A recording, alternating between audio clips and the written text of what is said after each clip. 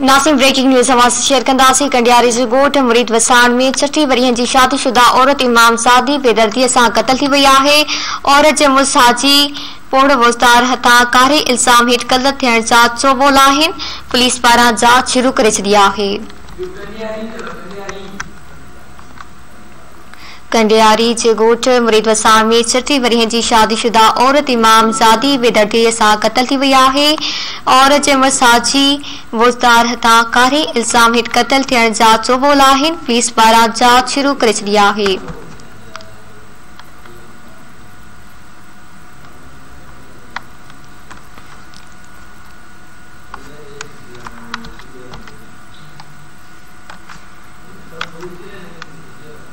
छठी वरियनि जी शादीशुदा औरत इमाम सादी बेदर्दीअ सां क़तल थी वई आहे। आगा कई पिया वांके औरत जे मुड़ुस तां कारे इल्ज़ाम हेठि क़तल थियण जा चोबोल आहिनि। पुलिस पारां जांच शुरू कई वई आहे।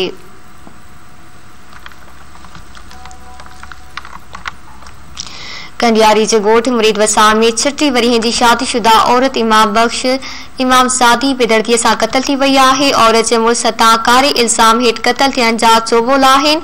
पुलिस पारां जांच शुरू करे छॾी वई आहे। ख़बर मां शेयर कई पिया। कंडियारी जे ॻोठ मुरीद वसाण में 6 वरियनि जी शादीशुदा औरत इमाम सादी बेदर्दीअ सां क़तल थी वई आहे। औरत जे मुड़ुस तां कारे इल्ज़ाम हेठि क़तल थियण जा चोबोल आहिनि। पुलिस पारां जांच शुरू कई वई आहे।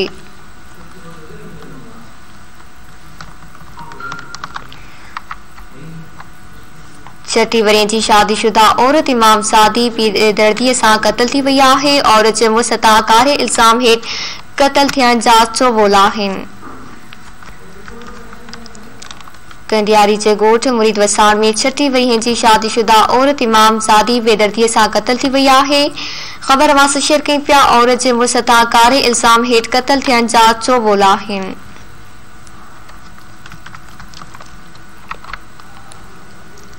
ब्रेकिंग न्यूज़ समाज शेयर कई पिया। 6 वरियनि जी शादीशुदा औरत इमाम सादी बेदर्दीअ सां क़तल थी वई आहे। औरत जे मुड़ुस तां कारे इल्ज़ाम हेठि क़तल थियण जा चोबोल आहिनि। पुलिस पारां जांच शुरू कई वई आहे।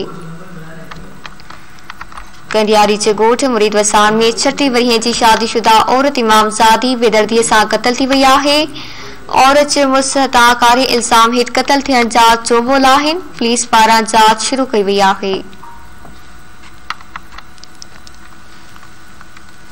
ख़बर मां शेयर कई पिया। 6 वरियनि जी शादीशुदा औरत इमाम सादी बेदर्दीअ सां क़तल थी वई आहे।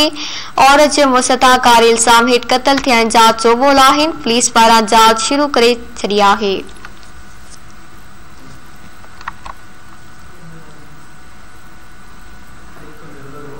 कंडियारी जे ॻोठ मुरीद वसाण में 6 वरियनि जी शादीशुदा औरत इमाम सादी बेदर्दीअ सां क़तल थी वई आहे। औरत जे मुड़ुस तां कारे इल्ज़ाम हेठि क़तल थियण जा चोबोल आहिनि।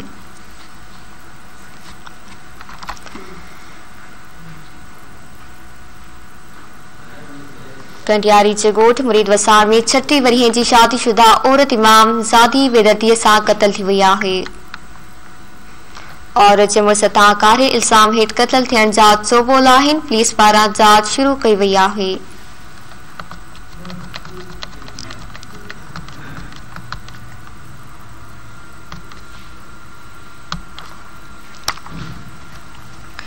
कंडियारी जे ॻोठ मुरीद वसाण में 6 वरियनि जी शादीशुदा औरत इमाम सादी बेदर्दीअ सां क़तल थी वई आहे।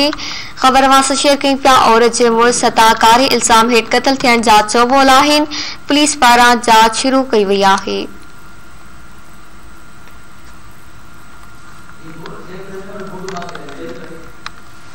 कंडियारी जे ॻोठ मुरीद वसाण में 6 वरियनि जी शादीशुदा औरत इमाम सादी बेदर्दीअ सां क़तल थी वई आहे। ख़बर मां शेयर कई पिया। औरत जे मुड़ुस तां कारे इल्ज़ाम हेठि क़तल थियण जा चोबोल आहिनि।